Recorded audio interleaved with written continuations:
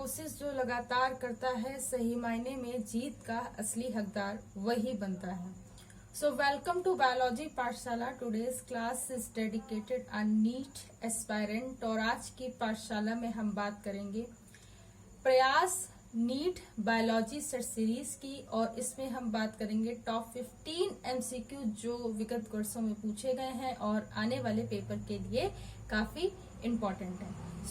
तो मैंने इसके कुछ एनालिसिस के बेस पर क्वेश्चन को नोट कर लिया है और आज हम उसी की बात करेंगे।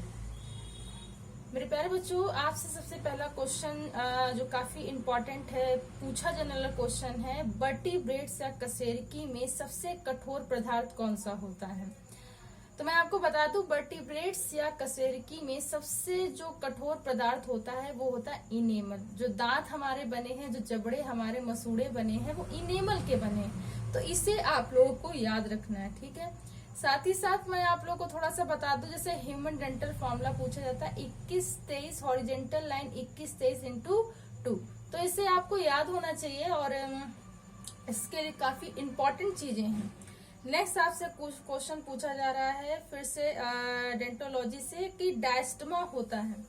सो डायस्टमा एक स्पेसिफिक स्पेस होता है बेसिकली, ठीक है। ऐसे भी आंसर में मिल सकता है ऑप्शन, या बेसिकली कैनाइन जो दांत होते हैं, नुकीले दांत समझते हैं, ये जो नुकीला दांत होता है उसे बोलते हैं कैनाइन।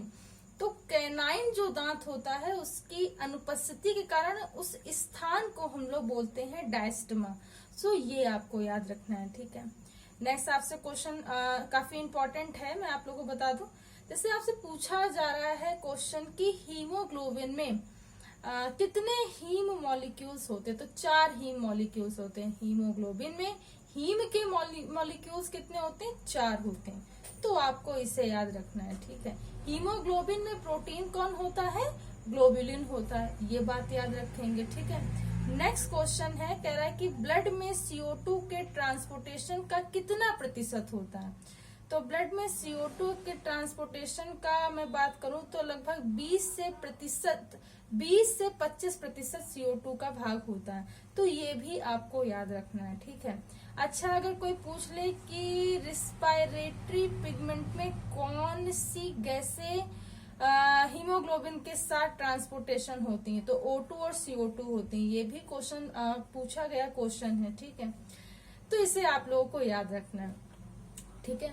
नेक्स्ट क्वेश्चन आपसे पूछा जा रहा है कि नॉर्मल बीपी होता है। तो नॉर्मल बीपी जो होता है बेसिकली 120/80 mmHg होता है। कितना होता है?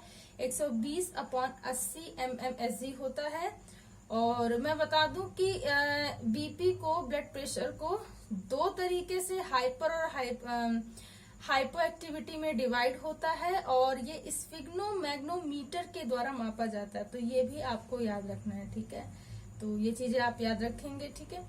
नेक्स्ट क्वेश्चन है, कह रहा है कि हेनले लूप का फंक्शन क्या होता है? तो भाई हेनले लूप आपको बताना है कि इसका फंक्शन क्या होता है। तो हेनले लूप या लूप ऑफ हेनले का जो फंक्शन होता है वो वाटर को कंजर्व करने का या संरक्षण करने का होता है। तो conservation of water is a function of Henle loop का फंक्शन होता है। तो इसे आप लोगों को याद रखना है, ठीक है। जैसे ADH एंटी डायूरेटिक हार्मोन का काम क्या होता है? ये भी कंजर्वेशन का काम करता है, ठीक है। इसी तरीके से आपको हेनले लूप में भी याद रखना है कंजर्वेशन का काम कौन करता है, संरक्षण का काम कौन करता है वाटर का, इसे याद रखना है। नेक्स्ट है फ्लोटिंग रिफ्स कितनी पेयर होती हैं? तो फ्लोटिंग रिफ्स भाई आपसे पूछी गई रिफ्स, ये रिफ्स तो आपसे पूछी गई है कि फ्लोटिंग रिफ्स कितनी पेयर होती है? तो 2 पेयर होती है। कितनी होती है बच्चों? 2 पेयर होती है। तो बोन्स से भी बहुत सारे क्वेश्चन आते हैं। हम लोग लोकोमोशन कहते हैं, लोकोमोशन एक टॉपिक है, उससे क्वेश्चन बहुत पूछे जाते हैं। तो इससे आप लोग को याद रखना है फ्लोटिंग लिप्स कितनी होती है? 2। ऐसे देखिए फ्लोट हो रहा है तो आप इसे याद रख सकते हैं 2 होती है, ठीक है। तो इस तरीके से भी मतलब आप याद रख सकते हैं, थोड़ा सा इमेजिनरी होना पड़ता है। नेक्स्ट क्वेश्चन है, कह रहा है कि ह्यूमन, ठीक है, स्कल में कितनी बोन्स होती हैं? तो ह्यूमन स्कल्स आप दिमाग में बैठा लीजिए कि यहाँ पे 28 लिखा हुआ है, ठीक है। तो ये तरीके हैं याद करने के लिए। तो जब भी आप अपने आप को देखना तो 28 नजर आएगा। तो स्कल में क्या होती है? 28 बेसिकली बोन होती हैं। सिर्फ तरीका है याद करने का, आप किसी भी तरीके से याद कर सकते हैं। नेक्स्ट आपसे क्वेश्चन पूछा जा रहा है कि पैरासिम्पैथेटिक नर्वस सिस्टम यानी कि पीएनएस क्या बेसिकली रिलीज करता है। तो पीएनएस एसिटोकोलिन को रिलीज करता है और ये बेसिकली उसकी फिजियोलॉजी में हेल्प करता है। तो ये भी आपको याद रखना है, ठीक। नेक्स्ट क्वेश्चन आपसे पूछा जा रहा है कि लेडिक सेल्स से किस हार्मोन का स्रावन होता है। तो Leydig cell male reproductive part है बेसिकली और इसमें एंड्रोजन का स्रावन होता है। तो ये भी बात आप लोगों को याद रखनी है, ठीक है। तो और मैं आप लोगों को बता दूं कि जैसे टेस्टोस्टेरॉन टेस्टिस के स्रावन के लिए काफी जरूरी होता है। तो अगर मैं बात करूं तो टेस्टोस्टेरॉन बेसिकली क्या करेगा, टेस्टिस का फॉर्मेशन करेगा। तो ये आपको याद रखने हैं इन दोनों पॉइंटों को, ठीक है।